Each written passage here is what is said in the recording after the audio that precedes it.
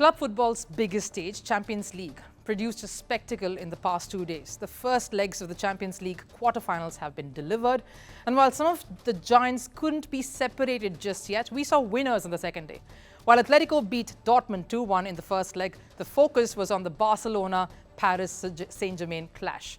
It was a young Barcelona squad taking on a very potent PSG side, a star-studded Parisian unit that includes Kylian Mbappe. But despite all the PSG firepower, Barcelona came from behind to seal a 3-2 victory. Kylian Mbappe was ghosted throughout the game. It was the Barcelona DNA that came out strong. Maybe a reality check for Mbappe as he's poised to join Real Madrid next season.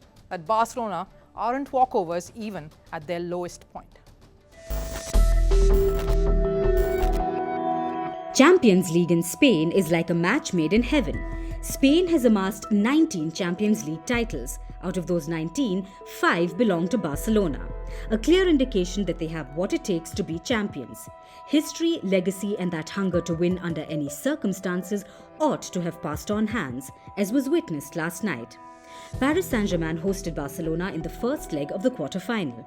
And because Barcelona aren't the same force that they once used to be, and PSG were playing at home, they headed into this game as the strong favourites.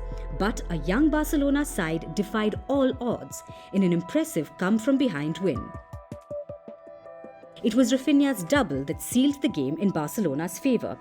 He had never scored in the Champions League before this game, and his first couldn't have come at a better time.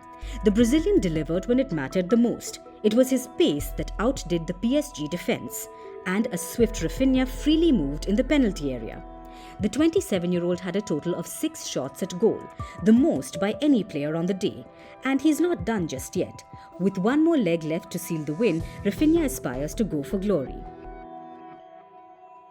These last few weeks, we've been working very hard in training. To come here and to return home with a win is pretty positive, I would say. Winning is important, but the tie is nowhere near finished. It wasn't just Rafinha that staged the Barcelona comeback. With scores level at 2-2, it needed something exceptional to seal the deal.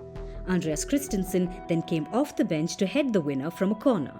But what won Barcelona the game was not the goals scored alone, but that sturdy, rock-hard defence. A defence that haunted PSG and Kylian Mbappe in particular. Pau Cubarsí, the 17-year-old academy player for Barcelona, was one of the best defenders against PSG, with a 95.29% pass accuracy. Jules Koundé too was a huge asset for Barcelona. He consistently marked Mbappe, giving him no room to free up and even attempt to score. Proving that the Barcelona DNA is too good for PSG and giving PSG boss Luis Enrique a taste of his own medicine, who was boasting that he was more Barca than his opponent. Who better represents the spirit of Barca? Without a doubt, it's me. It's not just my opinion. Look at the data. In terms of ball possession, goal-scoring opportunities, high pressure, titles, trophies. Some may think differently, but without a doubt, it's me. Guess that was all talk and no show. Clearly his counterpart Xavi executed it better than he and his team. The win will give a big boost to Xavi too, who aims to bring Barcelona back up to its glory days.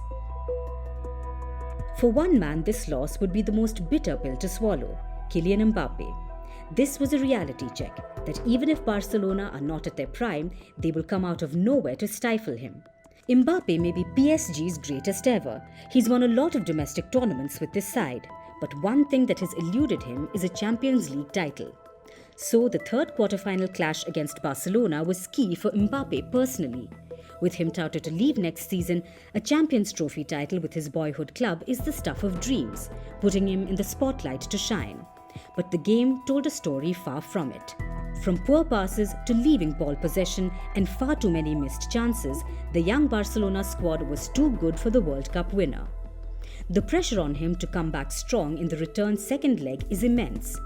Can Mbappe bounce back and end his last season with PSG on a high?